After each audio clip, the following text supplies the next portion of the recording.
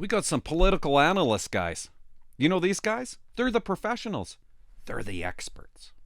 Right? Let's listen to what they say. And he said, oh, but the numbers are so close. I said, I'm a political analyst. I'm telling you right now, the numbers are there. She's taking this election. And then I said to him, you realize, and he didn't tell me who he voted for, but of course I knew. And I said, you do realize you wasted your vote, right? And I didn't care. And I walked out with my bottle of champagne and happily walked home. Bye-bye. Clinton Jaws, Canadian news is an absolute joke. It's a joke. It's a train wreck. At least United States, at least they have CNN. Who's the opposite? Fox. What's there in Canada? CTV, there's no opposite. CBC, Global, Breakfast Television. We all know what Canadian news is. They're Democrat. They all lean left. Why don't you just come out and say that you do? Oh, I'm going to show you something here. I'm going to show you something so ridiculous. This is a true story. Night of the election, November 5th, I go to the beer and wine store. I take the motorhome to Husky. I top off the propane because I'm ready for a big night. And I buy a case of kokanee, bottles, because I'm planning on celebrating. I haven't bought bottles in a couple of years. But when you know you're going to celebrate, you want to suck from a bottle. I open up my passenger door, and I got my phone out as I'm going out to the passenger's door. And I bring up YouTube because I'm addicted to YouTube right now. I want to see what's going on in the world. And I look, CTV thumbnail pops up. And I couldn't believe my eyes what the thumbnail was. Good job, CTV. You got me to click on it. Harris is going to win 47%. And I'm like, what? Because I knew in my mind, and I'm telling you the truth, I knew it was going to be a landslide because it had to have been a landslide. It has to be a landslide. I knew it wasn't even going to be close. Okay, you probably, I'll show you. I messaged my friend. People were concerned they're not even going to call the election tonight. It's going to be so close. Not me. I think it's going to be such a big win, they will call it tonight. So I click on the thumbnail. Ed, because I forgot something at the store. I'm playing it. I got to listen to this. I'm driving and playing this, listening to it, and I can't believe my ears. We got some political analyst guys. You know these guys? They're the professionals. They're the experts. Right? Let's listen to what they say. Evan, because you're in the U.S., I'm going to start with you. Evan, I'm going to start with you because you're in America. You must know what you're talking about, right? Is it your sense after being here in the States for all these months that it is this close? Oh, it's a toss-up. There's 7 swing states, and each state Flip a coin. is really, really tight. So and it's tight. going to come down to 3 things. One, the get out the vote. And that really does favor Kamala Harris. She's got more money, and her get out the vote strategy and team is better than Donald Trump's. Oh, genius. But if Kamala Harris wins, it'll be because suburban women came out and her get out the vote was better. But you're right. It's going to come down to the get out the vote machine and then little pockets of populations, Vashi.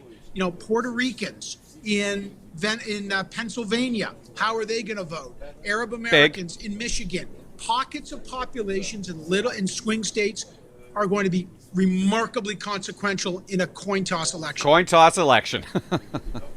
The polling in the U.S., Dan, is, as we were just discussing, so close. In Canada, we got Dan when you poll coming Canadians on what outcome they would like to see, it's not close, right? The overwhelming majority are in favor of Vice President Kamala Harris winning the vote tomorrow. You have to hear that again. They would like to see it's not close, right? The overwhelming majority are in favor of Vice President Kamala Harris winning the vote tomorrow. Why do? What?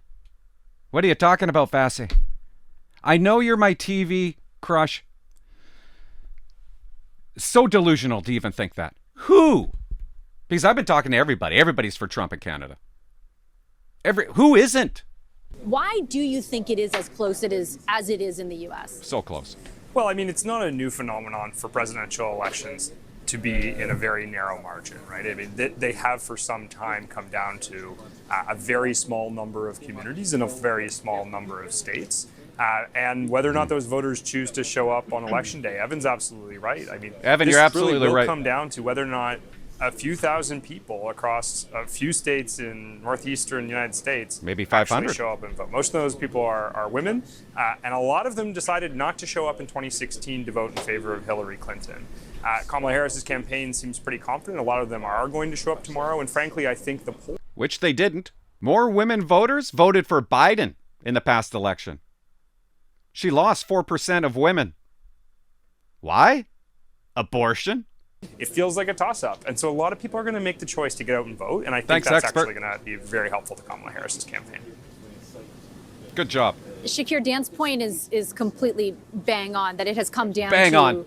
A handful of key Bang on. swing states and the voters in those states now I can't on a believe they number of kept this up. occasions. But on this occasion, the one side okay. is framing the other as a complete threat, existential threat to the end of democracy in the United States. And yet still, they are as close as they are, at least in national polling. Why do you think that is? I think if you're This guy. supporting Donald Trump, all these This guy has the only sense on this panel. kind of these fear-mongering tactics, I think it's already baked into the calculation when you're voting for him, right? And I think what you're seeing, I know Evan and Dan just touched on the getting out the vote, but if you look at some of these polling numbers, men are breaking pretty heavily for Donald Trump, and women are breaking pretty heavily for Kamala Harris. And I think the issue here is if men stay home, obviously Trump loses, but I think for Harris, she needs to have a significant win with women, because I think if you look at some of these breakdowns, He's right. the groups that traditionally support Democrats in elections are not solely behind Harris. Like you look at black men, for example, black men have not really caught fire with the Harris campaign, and I think Obama's scolding of men to vote for her hasn't helped that cause. Latino voters, right? Latino voters, despite Trump's rhetoric around immigration, I think the Latinos that are in America legally actually resonate with Trump's position. Some of these working class voters as well.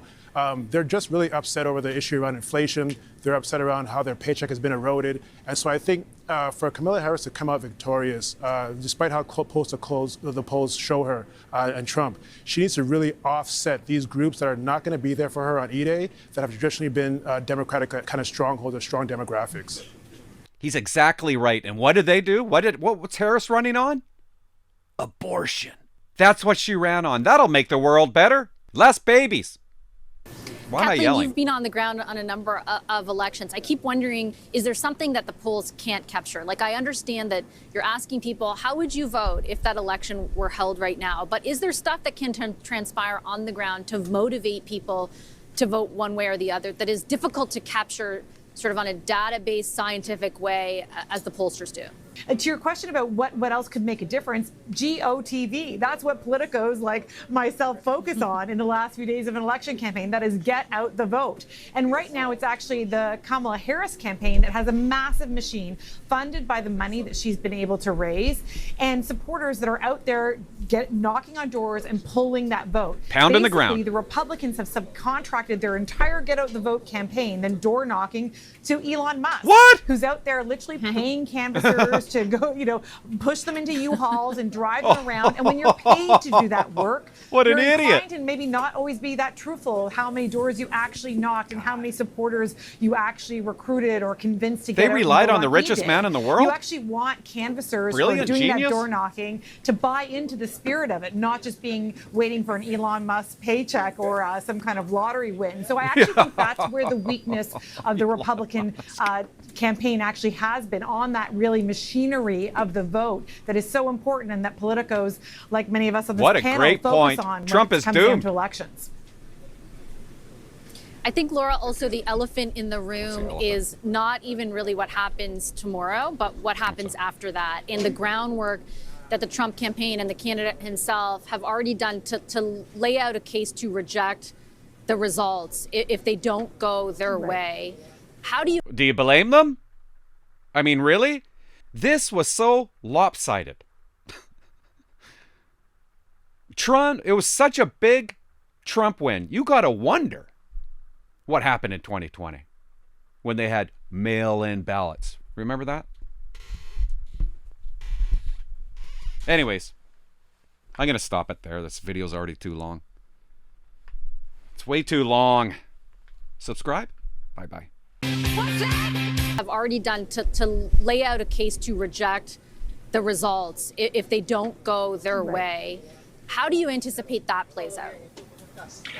Honestly, that's what I'm most anxious about, and I think a lot of people watching tomorrow's results will be most anxious about, because I don't think we're going to know the full extent Wrong. of the results tomorrow night. Wrong and again. I think it's very anxiety-inducing, and I think get a people grip. on both sides are very nervous about how this plays out. We have seen former President Trump sowing distrust in results leading up to this. What does that mean? We know that Sowing the country is distrust. pretty much divided, and No, it's not. very polarized. Dan mentioned, so I think that the story is not going to be over tomorrow night. In fact, I think it's only just beginning, and kind of the reverberations of that, regardless of who wins, are going to be felt for weeks and months to Weeks come and in the country. months. Weeks and months. It's not going to be over for weeks and I months, want to get guys. some Canada into this conversation. I spoke to Trump's ambassador to Canada, Kelly Craft, You over can't the make it weekend. up. Tariffs, tariffs, tariffs. Tariffs, tariffs, tariffs. Yeah, there we go. There it is.